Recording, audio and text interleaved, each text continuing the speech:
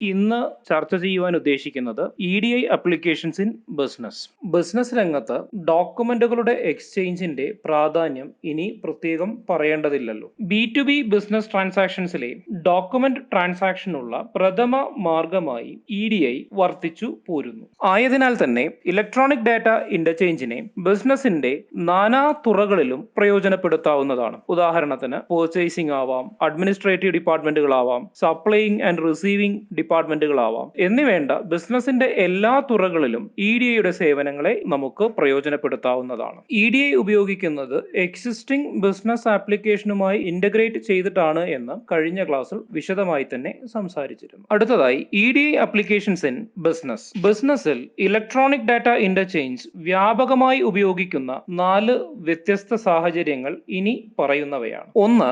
International or cross border trade. 2. Electronic fund transfer. 3. Health care electronic data interchange. 4. Insurance claim processing. 4.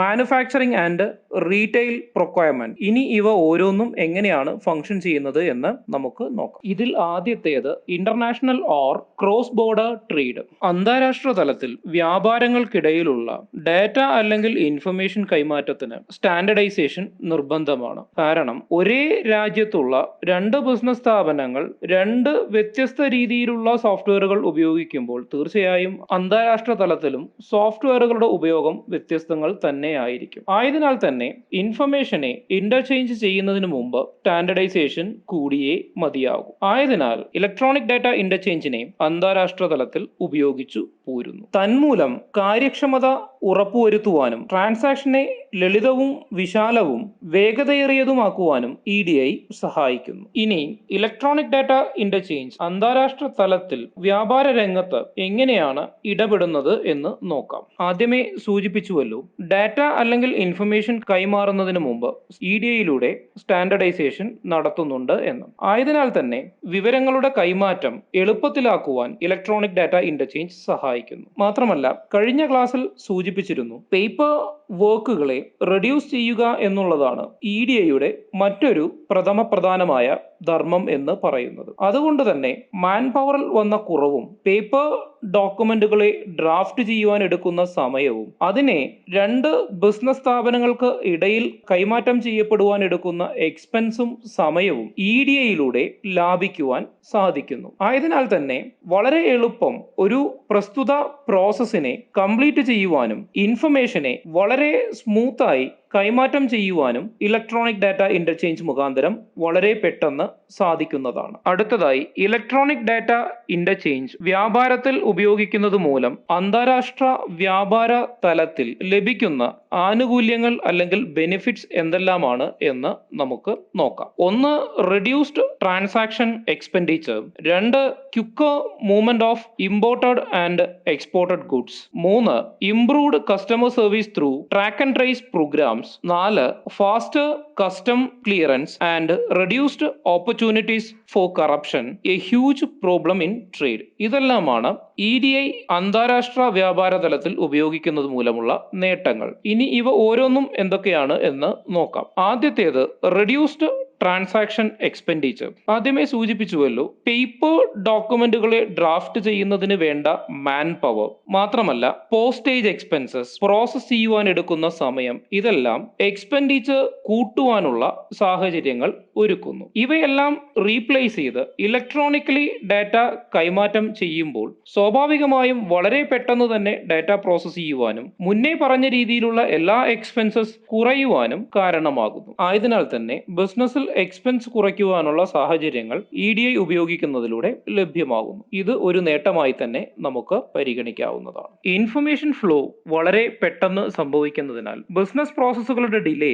തുലവും കുറവായിരിക്കും. ആയതിനാൽ തന്നെ ഇത് വളരെ എളുപ്പത്തിലും വേഗത്തിലുമുള്ള ചരക്ക് കൈമാറ്റത്തിന് കാരണമാകുന്നു. ചരക്ക് കൈമാറ്റം ഒരുപക്ഷെ ഇമ്പോർട്ടഡ് ആവാം, എക്സ്പോർട്ടഡ് ആവാം. അടുത്തതാണ് improved customer service through track and trace programme. ഒരു ഓർഡറിന്റെ നിലവിലെ അവസ്ഥ എന്താണ് എന്ന് എന്ന് ഇഫക്റ്റീവായ ഒരു EDI സംവിധാനത്തിലൂടെ വളരെ എളുപ്പം ട്രാക്ക് ചെയ്യുവാനും അല്ലെങ്കിൽ ട്രേസ് ചെയ്യുവാനും സാധിക്കുന്നതാണ്. ഫ്ലിപ്കാർട്ട്, ആമസോൺ മുതലായ കമ്പനികളെല്ലാം ഈ സർവീസ് പ്രൊവൈഡ് ചെയ്യുന്നുണ്ട്. ഇത് ഒരു മികച്ച കസ്റ്റമർ സർവീസിലേക്ക് നയിക്കുന്നു. എല്ലാം ഓൺലൈൻ ആയതിനാലും പേപ്പർ വർക്ക് ഇല്ലാത്തതിനാലും വളരെ പെട്ടെന്ന് തന്നെ കസ്റ്റംസ് ക്ലിയറൻസും അതുപോലെ തന്നെ അഴിമതിക്കുള്ള അവസരങ്ങൾ വളരെയധികം ലഘൂകരിക്കുവാനും ഇലക്ട്രോണിക് ഡാറ്റ ഇന്റർചേഞ്ചിന്റെ സാധ്യതകളെ പ്രയോജനപ്പെടുത്തുന്നതിലൂടെ സാധിക്കുന്നു. തന്മൂലം വ്യാപാരത്തിലെ ഒരു വലിയ പ്രശ്നം തന്നെ നമുക്ക് കുറയ്ക്കുവാൻ സാധിക്കുന്നതാണ്. ഇനി അടുത്തതായി ഇലക്ട്രോണിക് ഫണ്ട് ട്രാൻസ്ഫർ. ഓൺലൈനിലൂടെ അല്ലെങ്കിൽ ഇലക്ട്രോണിക്കലി ഒരു ബാങ്ക് അക്കൗണ്ടിൽ നിന്നും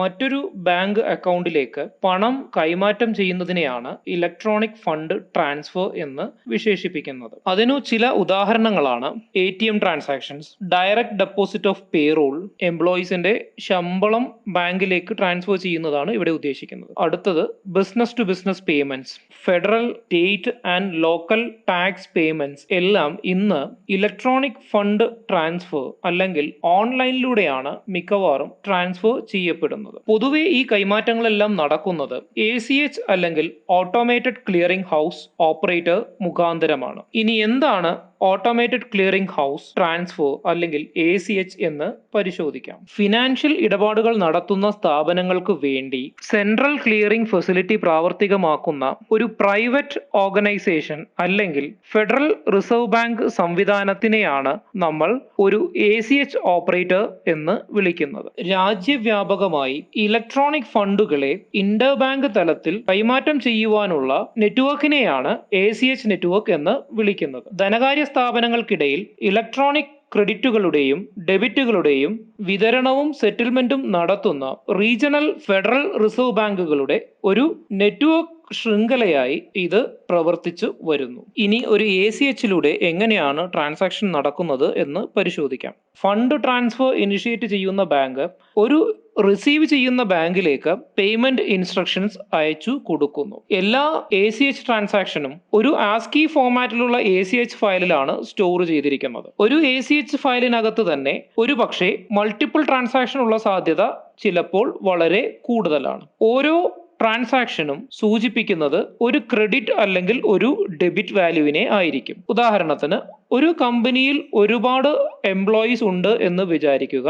എല്ലാ പേറോൾ ട്രാൻസാക്ഷനും ഒരുമിച്ചാണ് നടക്കുന്നത് എങ്കിൽ ഒരു ACH ഫയലിനകത്ത് തന്നെ മൾട്ടിപ്പിൾ ട്രാൻസാക്ഷൻ ഡീറ്റെയിൽസ്, അതായത് ഓരോ എംപ്ലോയിയുടെയും സാലറി അനുബന്ധമായ ട്രാൻസാക്ഷൻ ഡീറ്റെയിൽസ് ഒരു പക്ഷേ ഉണ്ടായി എന്ന് വരാം. ഇങ്ങനെ ട്രാൻസാക്ഷൻ റിക്വസ്റ്റ് കിട്ടിക്കഴിഞ്ഞാൽ അത് ഒരു നിശ്ചിത സമയത്തിനുള്ളിലോ അല്ലെങ്കിൽ ചുരുങ്ങിയ പക്ഷം കുറച്ച് ദിവസത്തിനുള്ളിലോ ട്രാൻസാക്ഷൻസ് കംപ്ലീറ്റ് ചെയ്യുന്നതാണ്. എല്ലാ ACH സിസ്റ്റം ട്രാൻസാക്ഷൻസും നടക്കുന്നത് national automated clearing house association operating റൂൾസിനെ, അതായത് നാച്ച റൂൾസിനെ അധിഷ്ഠിതമാക്കിയാണ്. ഇങ്ങനെയാണ് ഒരു ACH ട്രാൻസാക്ഷൻ നടക്കുന്നത്. അടുത്തതായി health care electronic data interchange four insurance claims processing. മികച്ച നിലവാരം പുലർത്തുന്നതും ഏതൊരാൾക്കും താങ്ങാനാവുന്നതുമായ ആരോഗ്യ പരിരക്ഷ നൽകുക എന്നത് ഇന്ന് ലോകം നേരിടുന്ന ഏറ്റവും വലിയ വെല്ലുവിളികളിൽ ഒന്നാണ്. ഈ കൊറോണ കാലത്ത് അത് പ്രത്യേകിച്ച് പറയേണ്ടതില്ല എന്ന് വിചാരിക്കുന്നു. മെഡിക്കൽ ദാതാവ്, രോഗികൾ, പണമടയ്ക്കുന്നവർ എന്നീ നിലകളിൽ ഇൻഷുറൻസ് ആരോഗ്യ പരിപാലന രംഗത്ത് ഇലക്ട്രോണിക് ഡാറ്റ ഇന്റർചേഞ്ച് ഒരു സ്ഥിര സാന്നിധ്യമായി മാറിയിരിക്കുന്നു. മുന്നേ ഇലക്ട്രോണിക് ഡാറ്റ ഇന്റർചേഞ്ച് കൊണ്ട് സൂചിപ്പിച്ചതുപോലെ തന്നെ ഇവിടെയും ഡാറ്റ കൈമാറ്റത്തിനായി എസ്റ്റാബ്ലിഷ്ഡ് മെസ്സേജ് ഫോർമാറ്റുകളും സ്റ്റാൻഡേർഡുകളുമാണ് ഉപയോഗിച്ചു വരുന്നത്. ഇലക്ട്രോണിക് ഡാറ്റ ഇന്റർചേഞ്ച് മുഖാന്തരമുള്ള ഇലക്ട്രോണിക് ക്ലെയിം പ്രോസസ്സിംഗ് വളരെ ദ്രുതഗതിയിലുള്ളതും അഡ്മിനിസ്ട്രേറ്റീവ് കോസ്റ്റ് കുറഞ്ഞ ഒരു സംവിധാനവും ആണ്. ഇനി നമുക്ക് EDI മുഖാന്തരമല്ലാത്ത, അതായത് നോർമലി എങ്ങനെയാണ് ഒരു ക്ലെയിം പ്രോസസ് ചെയ്യുന്നത് എന്ന് പരിശോധിക്കാം. ഒരു ക്ലെയിം വന്നാൽ ഹെൽത്ത് കെയർ പ്രൊവൈഡർ മാനുവലി ആദ്യം ആ ക്ലെയിം ഫിൽ ചെയ്യുകയാണ് ചെയ്യുന്നത്. അതിനുശേഷം അതിന്റെ ഒരു ഫോട്ടോ കോപ്പി എടുക്കുകയും ഒരു എൻവലപ്പ് അല്ലെങ്കിൽ ഒരു കവറിൽ നിക്ഷേപിക്കുകയും ഇൻഷുറൻസ് കമ്പനിയിലേക്ക് റെഗുലർ റെഗുലർ പോസ്റ്റ് മുഖാന്തരം അതിനെ സെൻഡ് ചെയ്യുകയും ചെയ്യുന്നു. ഒരു പോസ്റ്റേജിൽ ഒരുപക്ഷെ ആയിരക്കണക്കിന് ക്ലെയിമുകൾ ഉണ്ടായി എന്ന് വരാം. ക്ലെയിം ഇൻഷുറൻസ് കമ്പനിയിൽ എത്തിക്കഴിഞ്ഞാൽ എൻവലപ്പിനെ ഓപ്പൺ ചെയ്യുകയും ക്ലെയിമിനെ അതിസൂക്ഷ്മ പരിശോധനയ്ക്ക് വിധേയമാക്കുകയും അവരുടെ ഡാറ്റാബേസിലേക്ക് മാനുവലി എൻ്റർ ചെയ്യുകയും ചെയ്യുന്നു. ഒരു കൺസ്യൂമർക്ക് ക്ലെയിമിന്റെ നിലവിലെ അവസ്ഥകൾ പരിശോധിക്കുന്നതിന് ആ കമ്പനിയുടെ കസ്റ്റമർ കെയർ പ്രതിനിധിയെ വിളിക്കുകയും അവർ ഡാറ്റാബേസിൽ നിന്നും ക്ലെയിമിന്റെ സ്റ്റേറ്റസ് കണ്ടെത്തുന്നതുവരെ വെയിറ്റ് ചെയ്യുകയും ചെയ്യേണ്ടി വരും. ക്ലെയിമിൽ എന്തെങ്കിലും പൊരുത്തക്കേടുകളോ എററുകളോ കാണിക്കുന്നുണ്ട് എങ്കിൽ വീണ്ടും ഈ പ്രോസസ്സുകളെല്ലാം റിപ്പീറ്റ് ചെയ്യേണ്ടതായി വരും. ഇവിടെ എല്ലാം മാനുവൽ ആയതിനാലും പോസ്റ്റൽ വഴിയാണ് ഇൻഫർമേഷൻ അല്ലെങ്കിൽ ഡാറ്റ സെൻഡ് ചെയ്യുകയും റിസീവ് ചെയ്യുകയും ചെയ്യുന്നത് എന്നതിനാലും ഇതിന് ആഴ്ചകൾ തന്നെ വേണ്ടി വന്നേക്കാം. മാനുവൽ പ്രോസസ്സിങ്ങിന് സമയം മാത്രമല്ല എല്ലാ രീതിയിലുമുള്ള കോംപ്ലക്സിറ്റി വളരെ കൂടുതലാണ്. അടുത്തതായി എങ്ങനെയാണ് ക്ലെയിം EDI മുഖാന്തരം പ്രോസസ് ചെയ്യുന്നത് എന്ന് പരിശോധിക്കാം. EDI സോഫ്റ്റ്വെയറുകളുടെ സഹായത്തോടു കൂടി സർവീസ് പ്രൊവൈഡർ ആവശ്യമുള്ള ഫോമുകളെ പ്രൊവൈഡ് ചെയ്യുന്നു. ക്ലെയിം ഫില്ല് ചെയ്ത് കഴിഞ്ഞാൽ ക്ലെയിമുകളെ ടെലികമ്മ്യൂണിക്കേഷൻ നെറ്റ്വർക്കുകൾ വഴി വാല്യൂ ആഡഡ് നെറ്റ്വർക്ക് സർവീസ് പ്രൊവൈഡറിലേക്ക് സബ്മിറ്റ് ചെയ്യുന്നു. അവിടെ നിന്നും കമ്പനി അതിനെ എഡിറ്റ് ചെയ്യുകയും സോർട്ട് ചെയ്യുകയും തരംതിരിക്കുകയും പേയർ ഓർഗനൈസേഷന് കൈമാറ്റം ചെയ്യുകയും ചെയ്യുന്നു. ആവശ്യമാണ് എങ്കിൽ പ്രസ്തുത ഫോമുകളെ പ്രൈസ് ഇവാലുവേഷന് വേണ്ടിയോ അല്ലെങ്കിൽ അഡീഷണൽ റിവ്യൂവിന് വേണ്ടിയോ ഒരു തേർഡ് പാർട്ടി ഓർഗനൈസേഷന് ഇലക്ട്രോണിക്കലി ട്രാൻസ്ഫർ ചെയ്ത് കൊടുക്കാവുന്നതാണ്. ഒരിക്കൽ ഫോം സബ്മിഷൻ കഴിഞ്ഞാൽ ആക്സെപ്റ്റൻസ് അല്ലെങ്കിൽ റിജക്ഷൻ റിപ്പോർട്ടുകൾ ഫോം സബ്മിറ്റ് ചെയ്യുമ്പോൾ ലഭിക്കുന്നതാണ്. ഈ റിപ്പോർട്ടിനകത്ത് പേയർ നൽകുന്ന മെസ്സേജുകൾ ഉൾച്ചേർത്തിട്ടുണ്ടാവാം. ഉദാഹരണത്തിന് നിലവിലെ ക്ലെയിമിന്റെ സ്റ്റാറ്റസ്, അതല്ലെങ്കിൽ എന്തെങ്കിലും അഡീഷണൽ ഇൻഫർമേഷൻ വേണമെങ്കിൽ ആ ഇൻഫർമേഷനെ കുറിച്ചിരിക്കുന്ന വിവരങ്ങൾ, അൺപ്രോസസ്ഡ് ക്ലെയിം ആണെങ്കിൽ അത്, സീറോ ബാലൻസ് ആൻഡ് സെറ്റിൽമെന്റ്സ് ഉണ്ട് എങ്കിൽ ഇത്തരം കാര്യങ്ങളെല്ലാം ഈ മെസ്സേജിനകത്ത് ഉണ്ടായി എന്ന് വരാം. ഇവിടെ EDI ഉപയോഗിക്കുന്നതിലൂടെ വളരെ എളുപ്പം തന്നെ ഇൻഫർമേഷനെ പ്രോസസ് ചെയ്യുവാനും ഉപഭോക്താവിലേക്ക് കൃത്യസമയത്ത് തന്നെ അവരുടെ സർവീസുകളെ ഡിലേ ഇല്ലാതെ എത്തിക്കുവാനും EDI മുഖാന്തരം സാധിക്കുന്നു. ഇത് EDIയുടെ ഏറ്റവും വലിയ അഡ്വാൻറ്റേജ് തന്നെയാണ്. അടുത്തതായി മാനുഫാക്ചറിംഗ് ആൻഡ് റീറ്റെയിൽ പ്രൊക്വയർമെന്റ്. ഏറ്റവും കൂടുതലായി EDI ഉപയോഗിക്കുന്നത് ഈ മേഖലയിലാണ് എന്ന് തന്നെ നമുക്ക് നിസ്സംശയം പറയാവുന്നതാണ്. മാനുഫാക്ചറിംഗിൽ ജസ്റ്റ് ഇൻ ടൈമും റീറ്റെയിലിംഗിൽ ക്വിക്ക് റെസ്പോൺസ് EDIയുമാണ് ഉപയോഗിച്ചു വരുന്നത്. ഇനി എന്താണ് ജസ്റ്റ് ഇൻ ടൈം EDI എന്ന് നോക്കാം. ജസ്റ്റ് ഇൻ ടൈം EDI ഉപയോഗിക്കുന്ന കമ്പനികൾ പ്രൊഡക്ഷൻ ഷെഡ്യൂളിനെയും ഇലക്ട്രോണിക്കലി ട്രാൻസ്മിറ്റ് ഓർഡേഴ്സിനെയും അടിസ്ഥാനമാക്കി ഓരോ ദിവസവും മാനുഫാക്ചറിങ്ങിന് എത്ര ഭാഗങ്ങൾ ആവശ്യമാണ് എന്ന് കണക്കാക്കുകയും ചെയ്യുന്നു. ഇവിടെ ഡെലിവറി വളരെയധികം റെസ്പോൺസീവ് ആയിരിക്കണം, അല്ലെങ്കിൽ അത് ചിലവേറിയതും സമയക്കൂടുതൽ എടുക്കുന്നതുമായി മാറും. ഇതിലൂടെ വളരെ എളുപ്പം സപ്ലയേഴ്സിന് ഡാറ്റ കൈമാറുവാൻ സാധിക്കുന്നതാണ്. സുഗമമായ പണമൊഴുക്ക് JITയും EDIയും ഉപയോഗിക്കുന്നതിലൂടെ സാധ്യമാകുന്നു എന്നത് ഇതിന്റെ മറ്റൊരു പ്രധാനപ്പെട്ട നേട്ടമാണ്. അടുത്തതായി ക്വിക്ക് റെസ്പോൺസ് ആൻഡ് EDI. ഒരു ഉപഭോക്താവിനെ സംബന്ധിച്ചിടത്തോളം ക്വിക്ക് റെസ്പോൺസ് എന്നാൽ മികച്ച സേവനം എന്നാണ് അർത്ഥമാക്കുന്നത്. ഒരു ഉപഭോക്താവിനെ സംബന്ധിച്ചിടത്തോളം മാത്രമല്ല, ചില്ലറ വ്യാപാര സ്ഥാപനങ്ങൾക്കും വിതരണക്കാരനും ക്വിക്ക് റെസ്പോൺസ് എന്നത് ഒരു മത്സരാധിഷ്ഠിത വിപണിയിൽ നിലനിൽപ്പിന്റെ ആധാരം തന്നെയാണ്. ക്വിക്ക് റെസ്പോൺസ് EDI ഡോക്യുമെന്റുകളിൽ പർച്ചേസ് ഓർഡറുകൾ, shipping notices, invoices, inventory position, catalogues, order status എന്നിവയെല്ലാം ഉൾപ്പെട്ടിരിക്കുന്നു. മുന്നേ സൂചിപ്പിച്ചുവല്ലോ, ബിസിനസ്സിൽ അത്യന്താപേക്ഷിതമായ ഒരു ഏറ്റവും വലിയ ഘടകം തന്നെയാണ് ക്വിക്ക് റെസ്പോൺസ് എന്ന് പറയുന്നത്. ഇത് EDIയിലൂടെ സാധ്യമാക്കി എടുക്കുവാൻ കഴിയുന്നു എന്നുള്ളത് EDIയുടെ ഏറ്റവും വലിയ ഒരു അഡ്വാൻറ്റേജ് ആയി നമുക്ക് വിശേഷിപ്പിക്കാവുന്നതാണ്.